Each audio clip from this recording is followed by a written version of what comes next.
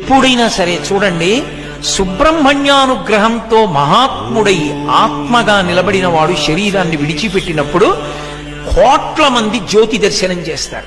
శరీరం నుంచి జ్యోతి బయటికి వచ్చి వెళుతుంది. నేను మీకు కొన్ని ఉదాహరణలు చెప్తాను.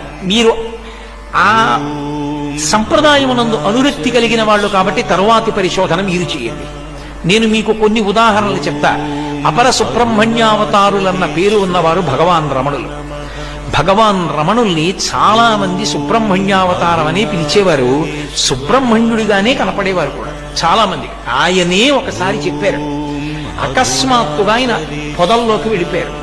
పొదల్లోకి వెళ్ళి బయటికి వచ్చి, అయ్యా ఎక్కడికి వెళ్ళారంటే వారి నోటి వెంట అబద్ధం అవసరం, ఆయనకి ఏముంది, కృత్తికల పాలు తాగి వచ్చానన్నారు.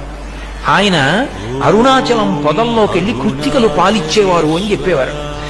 ఆయన గోచి పెట్టుకుని పళనిలో సుబ్రహ్మణ్యుడు ఎలా ఉంటాడో అలాగే ఉండేవారు, కర్ర పట్టుకుని నిలబడితే. చాలా మందికి రమణ మహర్షిలో సుబ్రహ్మణ్య దర్శనమైంది. ఆ రమణ మహర్షి శరీర త్యాగం చేసి మోక్షానికి వెళ్ళేటప్పుడు కొన్ని లక్షల మంది చూశారు ఆయన శరీరంలోంచి జ్యోతి బయటికి వచ్చి. రాత్రి 8 గంటలకి చీకట్లో అరుణాచలం గిరికంతా ప్రదక్షిణం చేసి ఈశాన్య దిక్కునున్న శిఖరంలోకి వెళ్ళిపోయింది. అది మామూలు వాళ్ళు కారు.